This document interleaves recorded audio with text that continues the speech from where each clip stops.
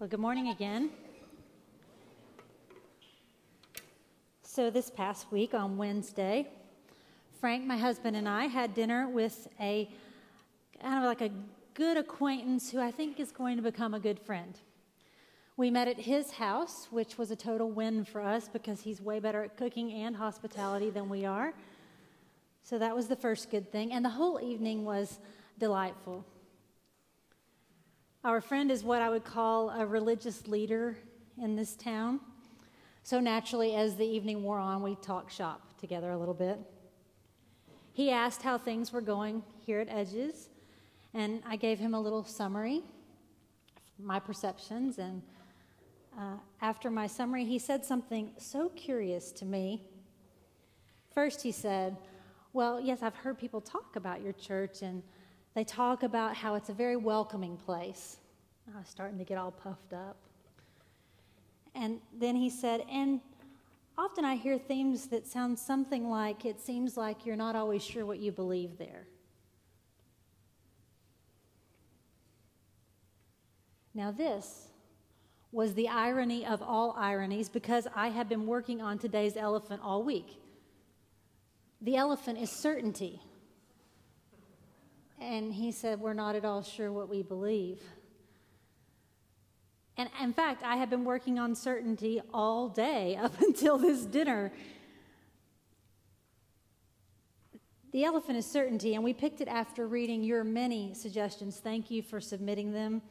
We looked for threads among all of the things that you suggested, some of the topics that you suggested, the things that were on the list: abortion, marijuana, sex before marriage, pornography, divorce, reincarnation, gender identity, privilege, etc. It seems that many of us do want to be clear about what we believe. We want to know what the church believes. We want to know what are our official positions, hoping they can help us claim our personal positions. Are we, in fact, looking for certainty? I think maybe we are, because it would be good to stop feeling so conflicted all the time, so confused, so uncomfortable. It would be nice if we could be sure that we are on the side of what's right. Sometimes that's what's behind our question. And because we need to help or correct or attack or even separate ourselves from those who are on the wrong side of things. Really, certainty is what helps us feel in control. It's what gives us natural categories: good and bad, settled or stirred up, right or wrong. That's what I think makes it an elephant. We know, or we think, especially in the church, that we should be certain about some of these things, only we're just not sure we are. And it's an elephant because we can't admit it. Today we'll be asking whether certainty is anathema to faith. Is certainty an aspiration? Is certainty something we should seek in order to grow in faith? Or is certainty a vice, something we must abandon if we want to develop faith? These are big questions. So to begin our thoughts this morning, I'd like to show you a clip of a video interview with a man whose name is Richard Rohr. I've spoken about him here before. Rohr is a modern theologian, and he's also a Catholic priest. He seems to have a penchant for plaid. You'll see in a moment. In this clip, Rohr speaks about the problem of certainty. He talks about how our brains first know things. He says we first know things by competition or by comparison. Whether it's ideas or people or convictions. He says this way of thinking, comparing and competing, that it may give us control, but he also talks about what it will cost us if we don't grow beyond this basic pattern. Now, you're going to hear a few phrases before you see any audio, and I just don't want you to let that throw you. It's okay to just listen, and the video will come in just a moment. Let's see what you think. Well, I don't know why God took this risk, but I've checked it out now with brain surgeons, even people who understand this mechanism up here. And the brain is a binary system. It does know by comparison and competition with something else. And if you're fathers, you see this in your little children. They know tall in relationship to short. They know black in relationship to white. They know gay in relationship to straight. Well, kids don't think that way yet, but you know, that's the way the mind forms. And most people, I'm sad to say, don't go much beyond that. Now that's called thinking like a child, or I would call it dualistic thinking. Alcoholics Anonymous calls it all or nothing thinking, black and white thinking. I always say I'd be an alcoholic too, because you're not very happy.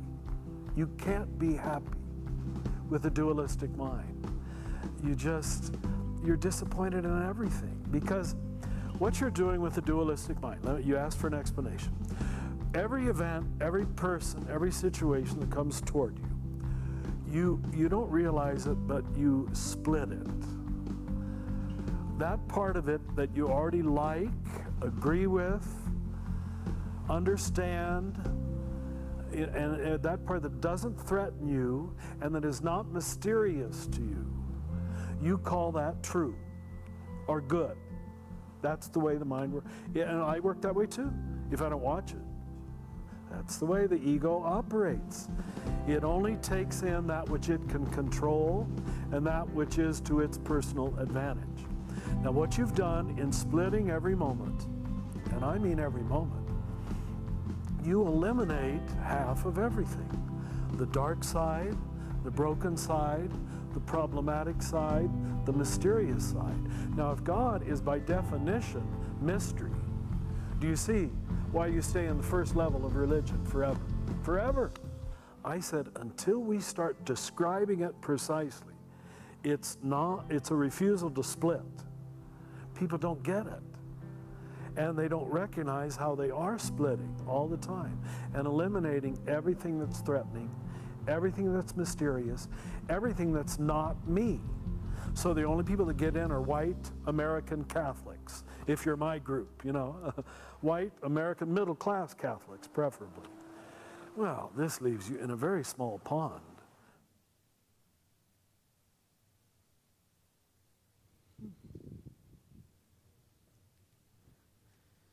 Rohr talks about the split of dualistic thinking. The ways in which we're only able to take in what we like, what we agree with, what we understand, whatever doesn't threaten us, and we call that true or certain. When we do that, he says, we eliminate all that is broken, all that is problematic, even all that is mystery.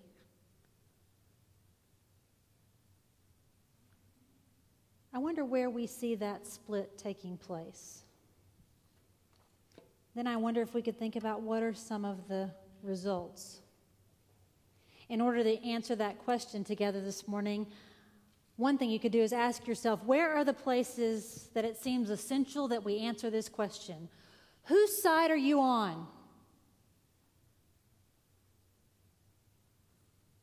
So as a first example, my history is in a denomination, a Christian denomination, that has a complementarian view of gender roles. That view is that God creates men and women with different but complementary purposes. There are some roles only for men and other roles that are only for women. That's my growing up. When I went to seminary, it forced a split. And in my dualism, I thought I needed to chunk out half.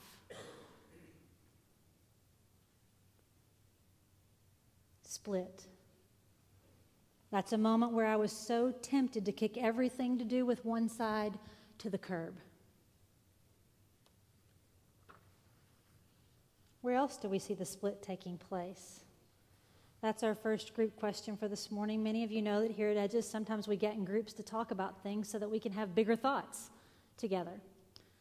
So we do that by getting in groups of 5 or 6 folks. It's really great if you can get in a group with some people who you don't know yet. And if you'll just start by making sure you know one another's names, and then have a little conversation about this video that you just saw and where you see the split taking place in our world. Some of you will probably want to talk. Others may want to just listen. Whatever it is, it'll be just fine. Why don't you take about 3 minutes, go see what you come up with.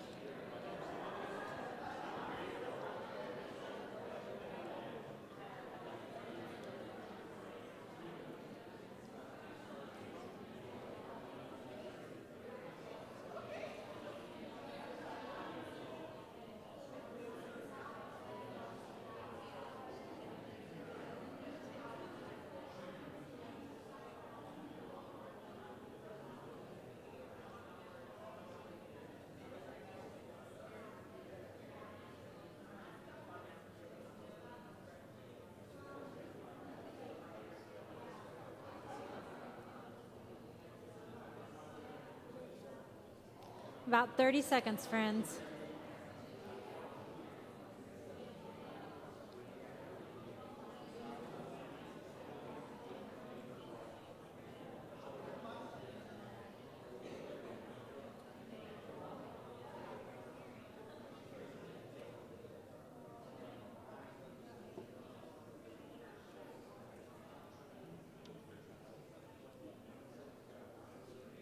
Just a couple more seconds.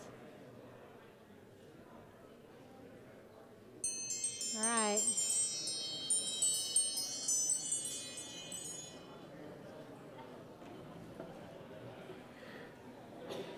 I would challenge you just to let that question kind of hang over your life this week. The question that I asked you to think about is, where do you see the split taking place? And what have been some of the results? I would just encourage you, that's a good question to let hang over your life as you go through this week. Seeing where are the places where you see dualistic thinking or the split taking place. Go. Oh.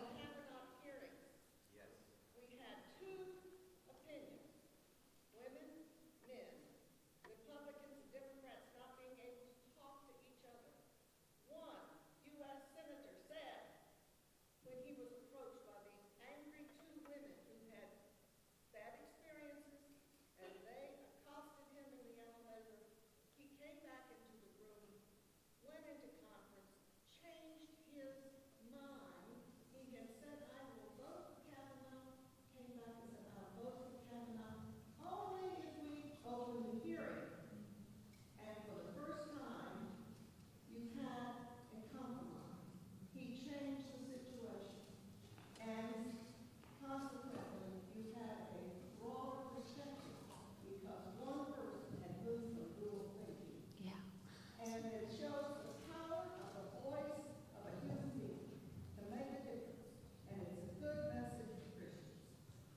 Amen. Now, if you'll pray with me, we'll be ready to wrap up the. So what Lou talked about is one way to see the split that just happened in the news this week is to see it as a women and men split, and women and men split. It's a way to see it as a party split. It's a way to see it, and the power that can happen when somebody on any side decides to open their minds or change their minds. Where are some other places that you see the split? That you see a split? I think the split can be anywhere that it's not a finite, definitive fact. So everything is up to the split. Okay, so Kelsey says it can be anywhere that there's not a finite, definitive answer, which is almost everywhere, is Kelsey's point. Sure. Where are some other specific places?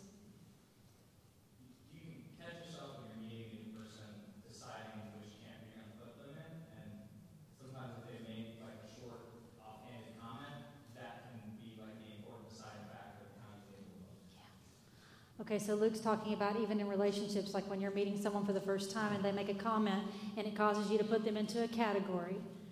It causes you to split the moment, what you understand, what you like, what you can control, and you put them into one camp or the other on the basis of that. Sure. One more, maybe from over here? Sure.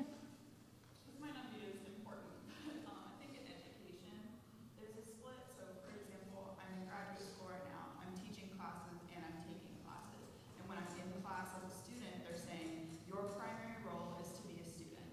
When I'm teaching, they're saying, your primary role is to be a teacher. And I see so many people in graduate school running themselves into the ground trying to keep up with both of these when I really think there should be a more middle ground of understanding, like have grace for your students, but also have grace for yourself. Sure. Okay, so Katie's talking about roles, that there can be a split in our roles when we see ourselves as either a teacher or as a student, and how that can cause some kinds of results that are unfavorable. I'd like to move that conversation then into what are some of the results of this split kind of taking place, of this kind of dualistic thinking, good, bad, right, wrong thinking. What happens? What are the results? Probably you didn't get to this question in your groups, so it's an out loud question now. Sure.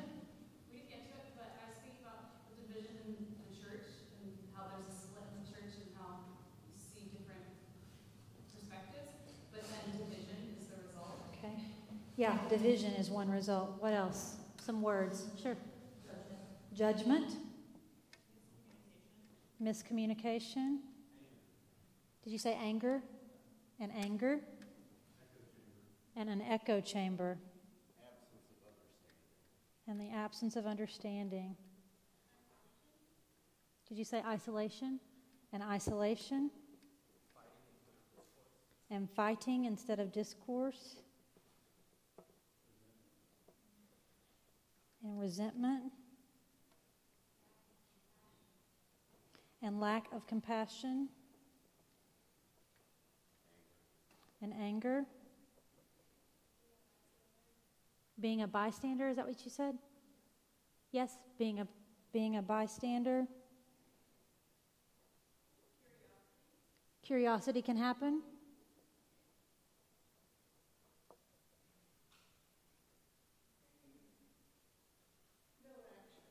No action, inaction. Did you say hopelessness? Yeah. The first group said something very similar. The idea that there's nothing you can think of to do, so you become hopeless in the wake of these kinds of things.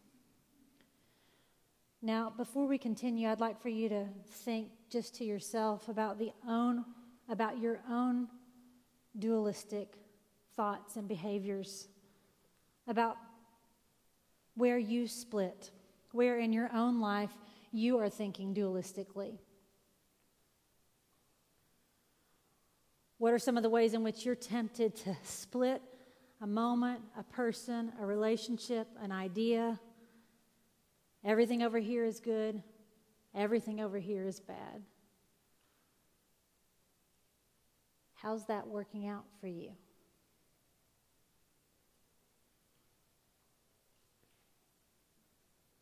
I think it's not really working out for most of us, as was evidenced by the adjectives you just gave. So a question I have is what we're gaining worth what we're giving up?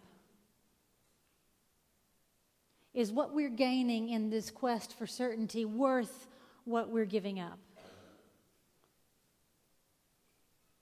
And that is the reason why, if we'll have the courage to see it for what it is, I think it looks like Jesus wants to pull the rug out from under our unbridled quest for certainty. I think Jesus was never trying to help us feel comfortable or secure or even certain in our beliefs. In fact, I think he was doing the exact opposite. I think Jesus was constantly trying to help his friends grow up.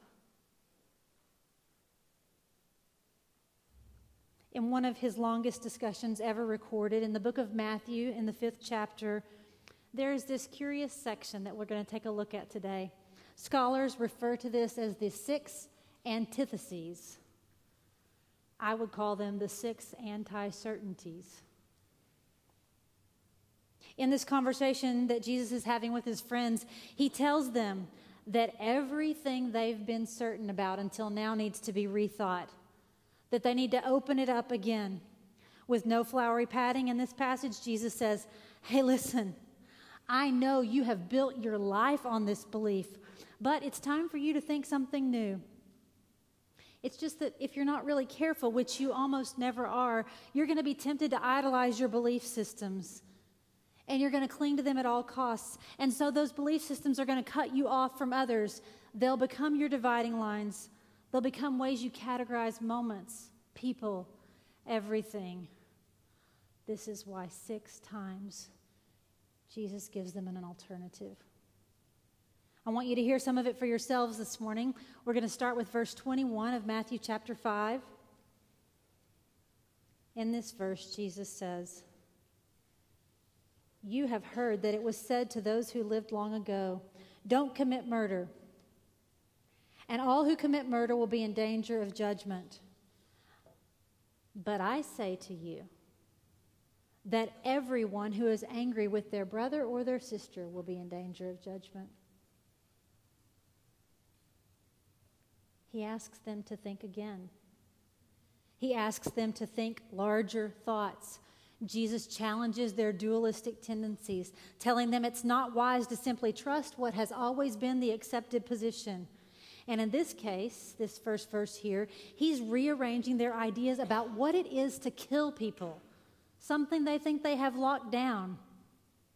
And he's asking them to redraw the lines.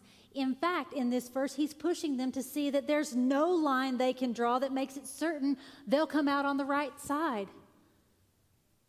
Do you see it there? He says, have you ever been angry with your brother or your sister? Well, where are you going to draw the line so you can get on the other side of it? 5 more times in this passage, Jesus stirs up their unexamined beliefs, confronts their dividing lines. 5 more times in verse 27, in verse 31, in verse 33, in verse 38, and in verse 43, there is the same pattern. He asks them to crack open their certainties about big, huge things, about adultery, about divorce, about integrity, about compassion, about revenge, about all these things. He tells them that their rules, that their laws, that their accepted norms are not as stable as they once thought. You see, they've reduced everything to indisputable right or wrong. And it's not that rule following is an awful practice. It isn't. It's just too small. It's too limiting. It's not even close to the main point of living. In each of these cases, there's this pattern that we just read where Jesus says, "You have heard that it was said." Now, where did they hear that it was said? He starts this way because his friends have heard something straight from the Scriptures, straight from their law. Each of the statements that Jesus confronts can be found in the Bible. These friends must go to a church that knows what it believes. And they found comfort in their biblical certainty. I envision these friends having a refrigerator full of all these little sound bites, phrases they're holding on to, rules about which they think, God said it, I believe it, that settles it. And this has probably worked for them in the same ways that lockdown beliefs have made some of us feel safe. Until that moment when Jesus countered what they'd heard and said to them, "But I say to you,"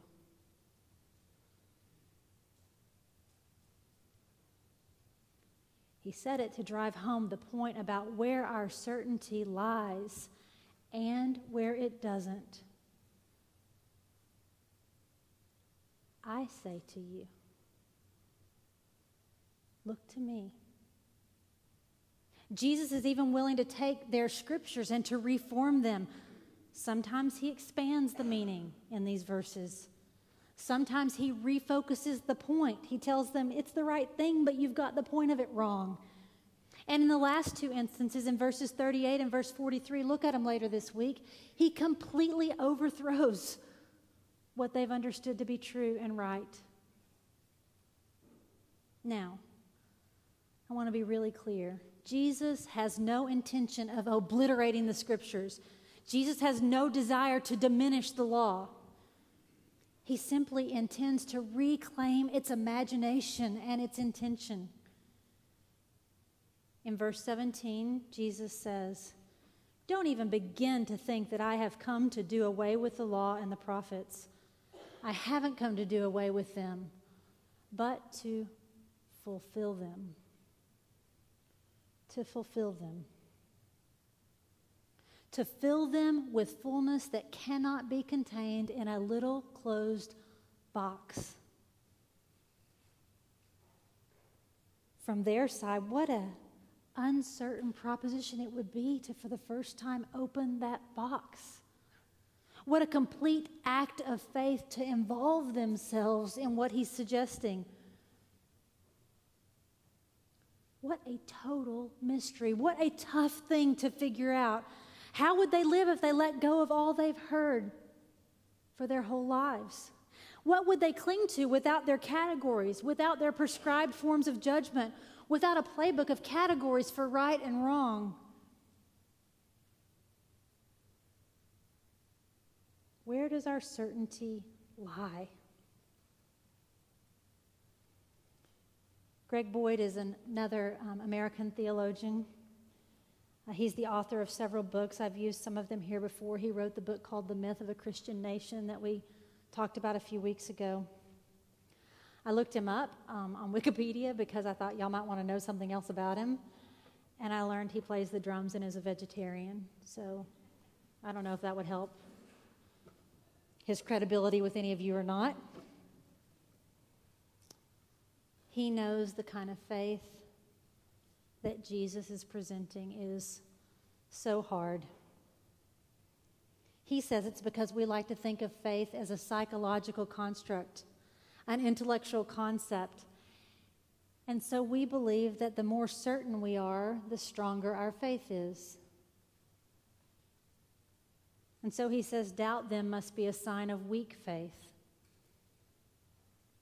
When we think like that, certainty becomes the virtue and doubt becomes the vice. But then he says this thing I love. He says when we think this way, this disposition creates what he calls learning phobias. He says we become afraid to learn anything new because we don't want to come across something that makes us uncertain or skeptical, that pushes us to think something we've not thought before. So he says we stay away from so many books. We stay away from anything but our version of the news. We stay away from ideas that we haven't already had, and we even stay away from people who aren't exactly like us. In this way, we build our faith by becoming more and more narrow. Then your security comes not from any actual relationship with God, but only from your beliefs about God. That, he says, is idolatry. All your very certain beliefs will fit inside a tiny, insulated, closed box. and may get in the way of a relationship with the one who actually was the certain thing.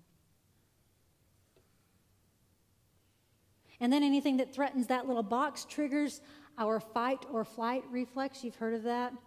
It's located in the part of the brain called the amygdala. And Greg Boyd speaks of this. Listen to how he describes it. Well, it's a proven fact that we now have proven this neurologically, that when people who are passionate about beliefs are presented with factual claims that disagree with them, their prefrontal lobe cortex, which does all the rational thinking, almost completely shuts down, and their amygdala gets activated.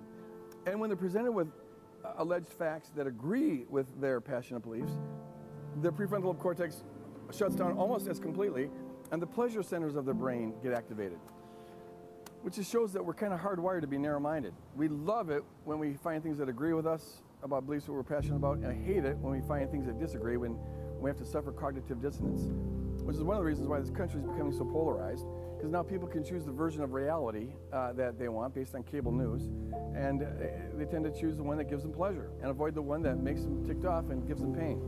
So they get more and more narrow in their perspective. Now, if you add to all that the quest to be certain, that's a virtue in and of itself, well, you have that narrowness on steroids. And that's one of the reasons why I think conservative Christians have a justifiable reputation for being rather narrow-minded.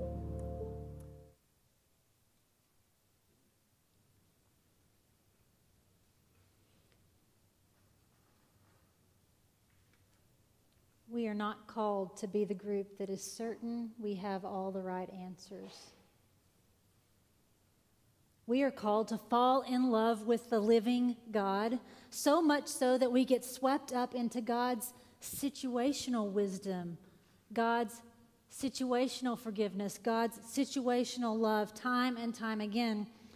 Jesus was stating the scriptures not as ending points that settle things, but as beginning points from which we are invited to think and reason and explore, through which it is possible to connect to the mind of God. Then our certainty comes because we are in love.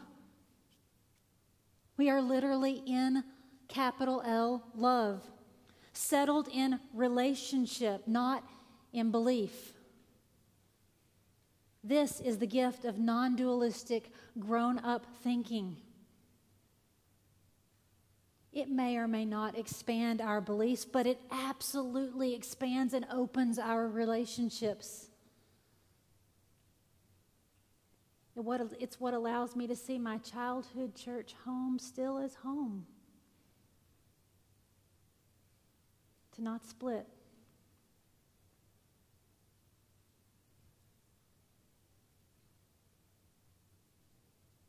And this alters the quantifiable result in the world.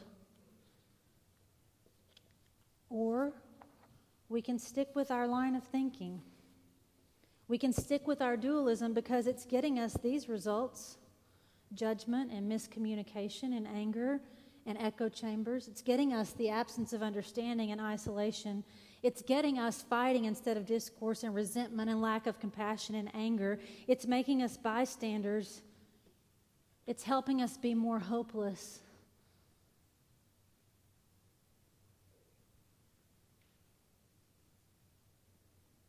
Whether the conversation is about the death penalty or artificial intelligence or abortion or marijuana or how to parent a teenager or what to do about the Supreme Court nominations or what matters in the midterm elections, may we refuse to split because we have absolute certainty whose side God is on. We have absolute certainty whose sides God is on.